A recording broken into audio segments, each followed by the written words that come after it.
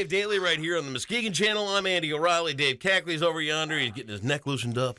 Yep. Ready. I'm ready to go. You're ready to go. Happy Friday to you. Boy, I took a grand tour of the county yesterday, dude. The whole county? All Yeah, of the well, it's Muskegon? all over the place, delivering signs for people's yards. Yep. And, yeah, it was a nice day. Cool. So, how many signs did you get out there? I don't Rough know. estimate. I lost count after a while. Yeah. I got a list like this long today to go out and do too, so. Yeah. But you come out and So take are half you of it. enjoying that? Huh? Are you enjoying that part of the campaign? Yeah, what's wrong with cruising around listening to some tunes, throwing signs in people's yards? You know, that's Yeah. kind of cool. Right. Now, do you go up? I mean, are these people who have already agreed to let you put signs in their yard? Do you go up and ask? No, Or how does that work? I put it on Facebook. I'm like, hey, I'm going to go out and deliver some signs. Leave me an address, and I'll stop and give you one. So I get their house number and street and drop it off, go. Oh, very nice. Yeah. Kind of cool. Cool. It's like being Santa Claus. Right. Hey, here's a sign for you. Merry Here's Christmas. a sign. Don't cost nothing. There you go. And you're welcome. That's right. Oh, geez. And again, we talked a little bit about it yesterday, and it is kind of fun to drive along and see one alongside the road. Right. It's like, whoa, hey, look, that's my name. Whoa, cool. People know who I am. Yay, I'm somebody. I'm going to be an elected official. Yeah. Oh, Everything I ever dreamed and more. I'm going This to be whole making campaign policy. thing. What a thrill. Yeah. Oh, jeez. Oh, man. What you got going this weekend? Let me think. I don't think Max and I are going to probably hit the lake. Yeah. Maybe go to the pool. I don't know. It's not going to be quite as hot today, so. It's not? Thank God. Yeah, no. Low Man. 80s. Probably Ugh. throw the football around a little bit. So sick of the heat. Just so sick of it. I don't do heat well. I know you don't. I just don't like it. I've never have. I've never been like, oh, it's going to I'm be more of 85 today. It's like, oh. I'm more of a fan of it now than I used to be. Yeah. And I think it's just because of you have a kid and he likes to be outside, and I'm starting to enjoy it a little bit more. It used to be a pain in the ass, but now it's it's kind of fun. Yeah. Yeah. So we'll get out and enjoy I'll be trying enjoy to it a find little air bit today. conditioning and yeah. I come from Northern European lineage. I mean, Yes. we're used to being cold. That's all this. Yeah. That's all there is to Right. it. What's this heat stuff? I can't handle it. My ancestors are from mud huts in Afghan. Ireland. That's what we know. All right, roll some God. news there, Slick, would you?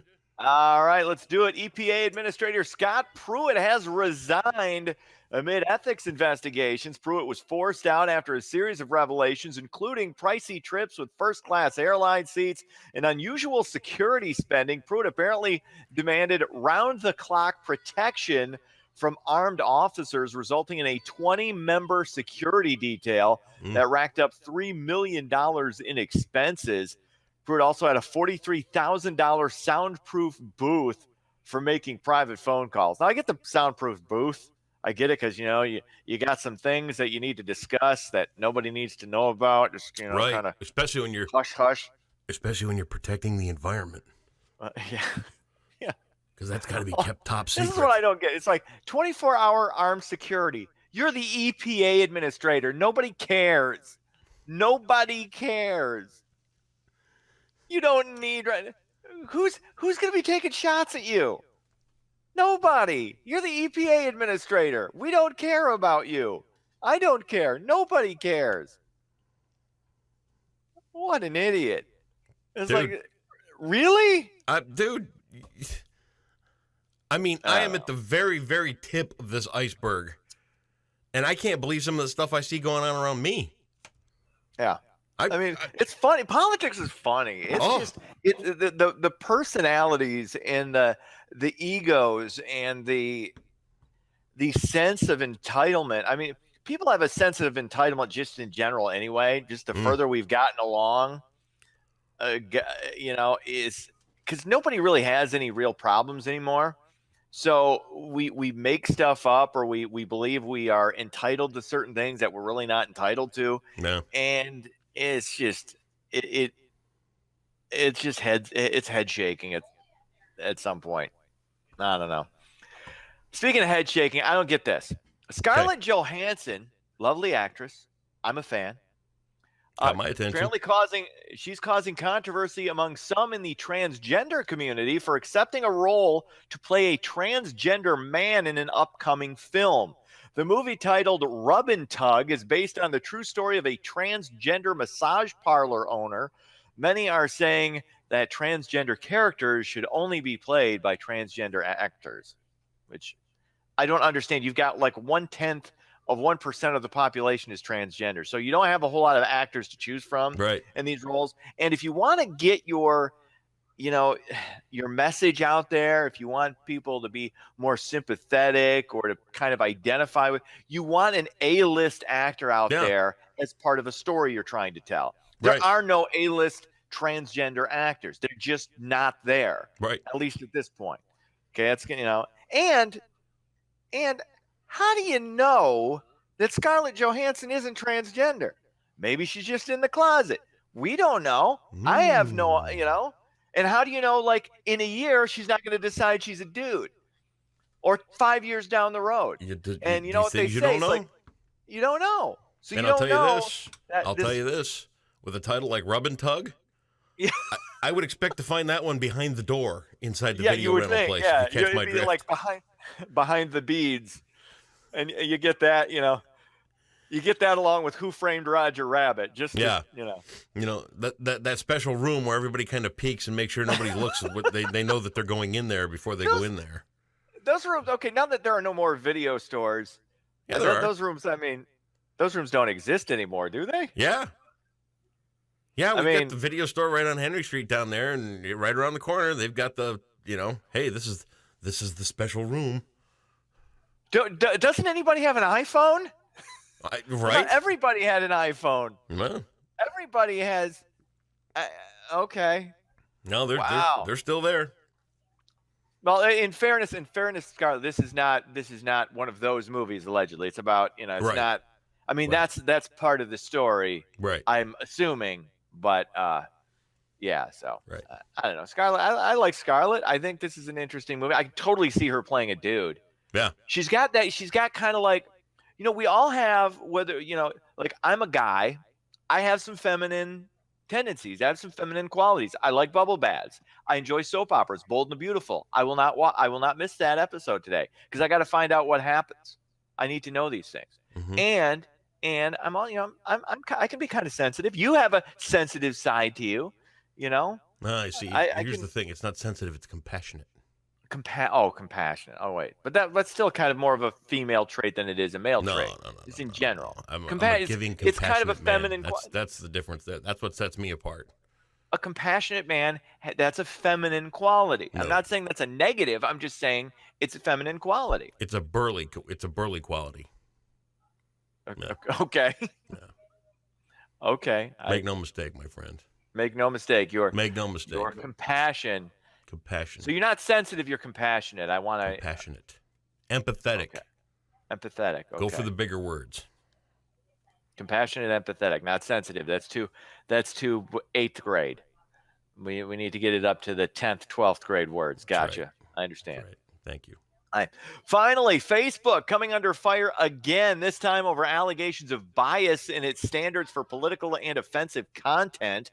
Facebook blocked 4 paragraphs of the Declaration of Independence that were published on the site by a newspaper in Texas leading up to Independence Day. The reference to merciless Indian savages reportedly violates Facebook standards on hate speech.